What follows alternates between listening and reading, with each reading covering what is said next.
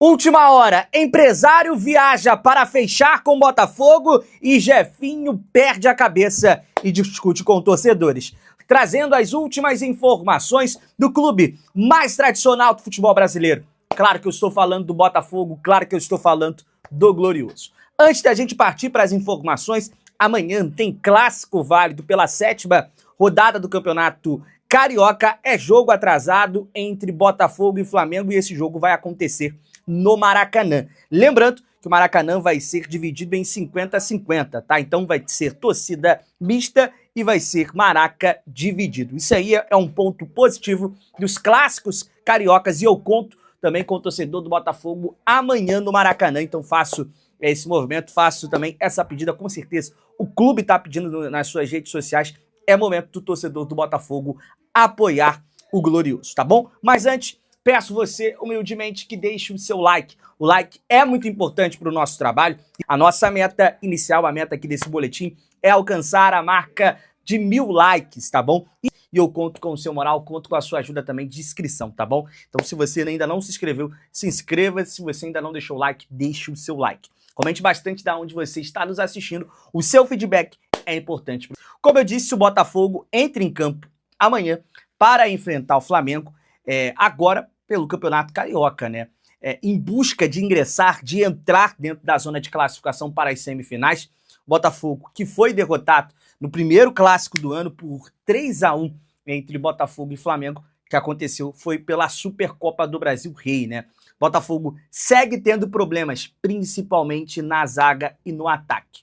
Por que eu digo principalmente na zaga? Isso se repetiu no primeiro clássico entre Botafogo e Flamengo, lá em Belém do Pará.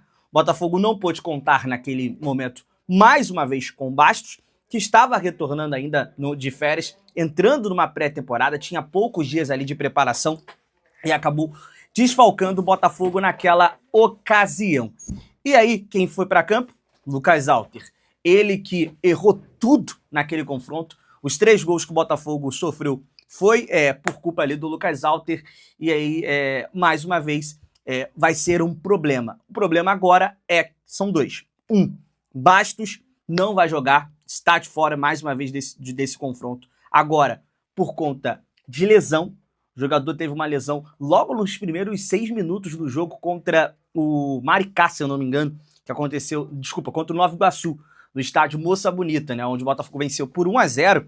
Aos 6 minutos ele sai machucado daquele confronto, né? E depois, aos 19, saiu o Arthur.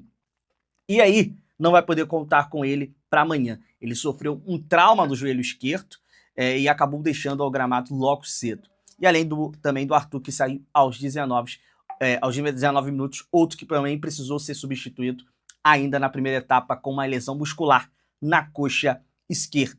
Os 2 estão fora do jogo de amanhã. E aí entra o outro ponto. Botafogo não pode contar com o David Ricardo. O Serafim acaba virando opção, ele que foi contratado, o David Ricardo foi contratado em janeiro, vindo do Ceará, não estava regularizado para a 7ª rodada, tá? Ele chegou no Rio de Janeiro, já estava treinando com o grupo, mas ele não estava, não tinha ainda aparecido o seu nome no Bira, e por isso ele não pode ser relacionado para o jogo de amanhã. Outro que também não pode participar é o Jair, que já foi anunciado pelo Botafogo, mas ainda nem se apresentou ao Botafogo. Está com a seleção de sub-20.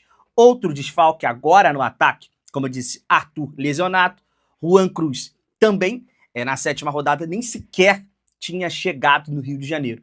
Isso faz com que o jogador não possa atuar também na partida de amanhã. Tá bom? Então esses são os desfalques. Amanhã eu vou trazer a provável escalação desse Botafogo para esse confronto importante. Botafogo visa retornar a uma semifinal de Carioca. Nos últimos 2 anos acabou ficando de fora. 2023 caiu para a Taça Rio, venceu a Taça Rio e aí conseguiu uma vaga na Copa do Brasil. E no ano passado também, contra o Audax, conseguiu ali vencer em 2023. No ano passado, se eu não me engano, venceu a equipe do Sampaio Corrêa e se classificou também para a Copa do Brasil. Então o torcedor está preocupado. É uma temporada muito extensa. A janela vai fechar no próximo dia 28 de fevereiro. E aí o Botafogo precisa ainda fechar essas alternativas, fechar esses buracos, tapar esses buracos, fechar essas lacunas. A verdade é essa. Botafogo nem sequer tem um técnico e ainda teve 16 saídas. A última saída confirmada foi do Matheus Nascimento. Então muitos jogadores saíram e poucos chegaram. E os que chegaram ou não estão regularizados ou ainda nem chegaram no Rio de Janeiro. É complicado a situação do Botafogo hoje no mercado. E aí, os que ainda têm, ainda dão um problema. Um exemplo é do Jefinho. Ele que foi readquirido no início dessa temporada junto ao Lyon, se envolveu em mais um problema extracampo. Foi viralizada nas últimas horas fotos e vídeos do atleta em um pagode. Ontem, segunda-feira, dia 11. Por sua vez, Jefinho negou tudo, disse que era mentira e postou ali uma foto no Instagram na sua casa, rebatendo torcedores e ironizando também essa publicação. E discutiu também nas redes sociais, discutiu através ali da sua rede social, dizendo que no ano passado ninguém estava procurando ele. E agora estão procurando, estão brigando, querendo saber onde ele está. Ano passado ninguém estava procurando ele. Eu acho isso lamentável. Isso é uma clara falta de assessoria do jogador. Precisa estar com a cabeça no lugar. Ele que não joga desde a partida contra o Atlético Mineiro, lá no Horto, naquele dia dos portões fechados, no 0-0 contra o Atlético Mineiro. Ele jogou cerca de 30 minutos no segundo tempo. A última grande partida dele foi ainda na fase de grupos da Libertadores, onde ele faz o gol que classifica o Botafogo de forma antecipada contra o Universitário do Peru. Fora isso, ele não vem jogando. Tinha uma expectativa dele iniciar essa temporada jogando com a equipe alternativa para ganhar minutagem, para ganhar casca. Não jogou, teve um problema no treino, uma lesão no treino, e até agora não estreou na temporada. E mais uma vez, não vai ser opção para amanhã. Galera, trazer aqui uma informação. Segundo o Vene Casagrande, falando agora sobre o mercado da bola, o empresário de Henry Mosqueira está a caminho de São Paulo para se reunir com o Red Bull Bragantino para tratar a proposta que ele recebeu do Botafogo. A intenção do empresário, que é português, é tentar avançar essa venda, que já teria se manifestado a sua intenção de sair do clube e reforçar o Botafogo nessa temporada. Nós trouxemos a informação aqui exclusiva do BTB Esportes que a pedida seria na casa dos 10 milhões de euros. E aí o Botafogo, que em primeiro momento fez uma proposta abaixo, cerca de 4 milhões de euros, cerca de 23 milhões de reais, por 4 anos de contrato. O Red Bull Bragantino, segundo o GE, recusou a proposta e não planeja negociar ele nesse momento. E por isso, seu empresário viajou para, nesse momento, tentar convencer a equipe do interior paulista, de Bragança Paulista, a fechar essa negociação. Então fica aí mais uma novela, O Botafogo vai se envolvendo em novelas por conta de reforço. Já aconteceu com o Roliese, acabou indo para o Santos. O Botafogo acabou tomando esse chapéu, deixando o torcedor irritado, deixando o torcedor chateado. E aí segue agora uma novela por conta do Mosqueira. É um jogador que me agrada, é um jogador que eu acho que vem para compor o elenco, vem para substituir o Júnior Santos, e é um jogador que pode ser útil sim nessa temporada 2025. Última aqui do mercado da bola, a conclusão da venda do Nathan Fernandes junto ao Botafogo e o Grêmio, o Grêmio tenta acelerar essa venda o quanto antes. Ela que vai gerar em cerca de 26 milhões, hoje por acima dos 50% dos direitos econômicos do jogador. Ele que está também com a seleção sub-20, o Grêmio quer acelerar essa negociação, quer acelerar essa venda e pode ser sim o 7º reforço do Botafogo para a temporada 2025. Então, Nathan Fernandes, nesse momento, me agrada, que é um jogador jovem, 19 anos, é um ativo que vai ser tanto do Botafogo quanto da Road Eagle, e também a chegada do Henry Mosqueira para fechar mais uma lacuna nesse ataque do Botafogo. E aí a gente espera também mais 1 ou 2 reforços até o dia 28, tá bom? Tudo sobre o jogão de amanhã entre Flamengo e Botafogo, partida atrasada da 7ª rodada. A Ana Flávia Nunes está no Maracanã e chega agora com todas as informações pra gente. Oi, Ana, muito boa tarde para você, querida.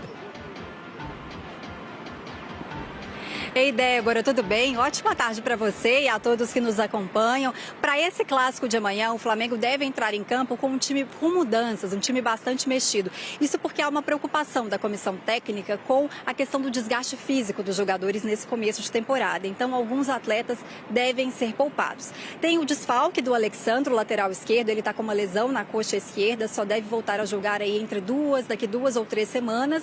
E aí, quem deve ficar com a vaga dele é o Ayrton Lucas. Por outro lado, o Flamengo tem retornos, né? O De La Cruz e o Arrascaeta, que foram poupados no clássico contra o Fluminense, devem estar à disposição novamente do técnico Felipe Luiz. O Flamengo é o segundo colocado na tabela do Carioca. Se vencer o Botafogo amanhã, assume a liderança e aí já deixa bem encaminhada a classificação para as semifinais. Vai ficar ali empatado com Volta Redonda, mas levando vantagem no saldo de gols. E aí eu trago uma última informação sobre o Flamengo que saiu agorinha. O Flamengo acertou a venda do Lohan para o CSKA da Rússia. O clube russo vai pagar 8 milhões de euros, cerca de 47 milhões de reais por esse jogador joia da base do Flamengo, que viaja essa semana para assinar contrato. Débora. Perfeito, Ana. Você falou do desfalque do Alexandro. Pelo lado do Botafogo também vai ter desfalque, não é isso? Sim, Débora, o Botafogo também tem desfalques para o clássico. Estou falando do zagueiro Bastos e também do atacante Arthur. Eles continuam em tratamento no departamento médico. O Bastos teve um trauma no joelho esquerdo, o Arthur uma lesão muscular na coxa esquerda. E para a vaga, então, do Arthur, a disputa é entre o Rafael Lobato e o Yarlen, jovens da base. Agora, para ficar com a vaga do Bastos, aí a opção seria o Serafim, que é um jovem zagueiro da base, ou então o Carlos Leiria, técnico interino. Ele poderia improvisar algum jogador ali na posição, como, por exemplo, o volante Danilo Barbosa. O zagueiro David Ricardo, recém-contratado, não pode jogar esse clássico, porque como é um jogo atrasado da 7ª rodada, ele não estava regularizado na 7ª rodada. E aí, por falar em reforço, eu aproveito para lembrar que ontem o Botafogo anunciou o reforço do Jair, de 19 anos, zagueiro que estava no Santos. Ele deve se apresentar ao Botafogo depois do dia 16, porque ele está disputando o Sul-Americano Sub-20 com a seleção brasileira. Então, só depois do dia 16 chega aí mais esse reforço para o Botafogo. Débora. Tá certo, Ana. Obrigada pelas informações. E por falar em Flamengo e Botafogo, esse é amanhã no Maracanã, jogo decisivo pelo Carioca. E o Globo Esporte vai relembrar a história desse cara aqui, ó, o Bugica, atacante que atuou nos 2 clubes na década de 80 e 90.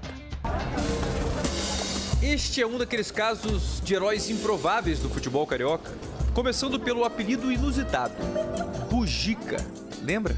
Babebi Bugica, Bugica. O nome dele é Marcelo Ribeiro. Bugica era o apelido do pai e ele não sabe a origem.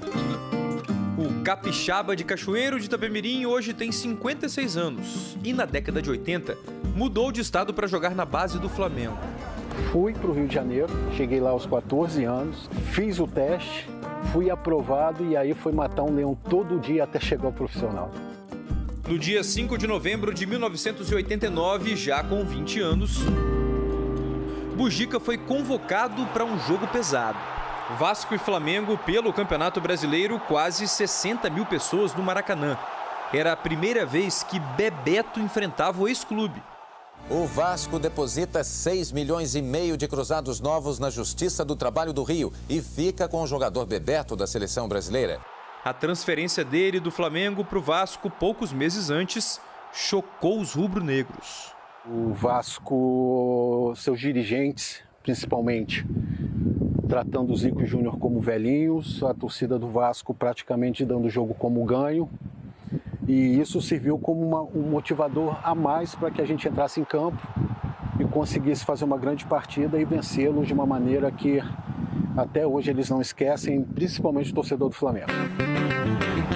Bugica fez os 2 gols da partida. Vitória por 2-0 sobre um timaço do Vasco, que no fim daquela temporada seria o campeão brasileiro. Bebeto ainda foi expulso, junto com o goleiro Zé Carlos, do Flamengo. Depois do jogo contra o Vasco, né? Agora eu vou ter que trabalhar com mais determinação para continuar dentro da história. Este foi o primeiro grande momento da carreira de Bugica. Os 2 gols marcados aqui no Maracanã decidiram a partida e melaram a festa dos vascaínos. Só que no ano seguinte, em 1990, ele foi surpreendido. Sem saber, foi vendido para outro rival carioca. O Botafogo comprou o atacante que começou a defender a equipe muitas vezes em partidas aqui no estádio Caio Martins, em Niterói. Aqui, em 1992, olha a ironia, ele foi carrasco do Flamengo. Foi dia de bugica, pior pro Mengão, que ficou mal no pedaço, hein? Botafogo e Flamengo se enfrentavam pelo Campeonato Carioca de 92. Nós trabalhamos muito, nos concentramos muito. O Flamengo vinha muito bem na competição, no Carioca. E nós entramos em campo como se fosse nosso último jogo. Ele fez 2 gols. O primeiro, sentado.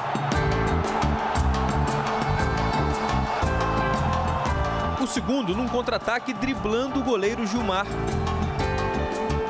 Ainda deu tempo de tomar uma pancada de Júnior Baiano. Júnior descontou para o Flamengo. Final 2-1. Foram os primeiros gols que eu fiz no Flamengo depois que eu saí. Então, assim, marcou muito mesmo, porque também depois eu fui comemorar o aniversário do meu filho. Contra o Flamengo, considerado um dos melhores do país, fazer gol contra eles é sempre muito bom. Comemorar de que forma hoje? Aniversário do meu filho, né, junto com ele e com a minha família. Hoje, Bugica mora em Rio Branco, no Acre. Nunca escondeu o time do coração. É rubro-negro, mas não é ingrato. Vai sempre acomodar com carinho essas 2 histórias no peito.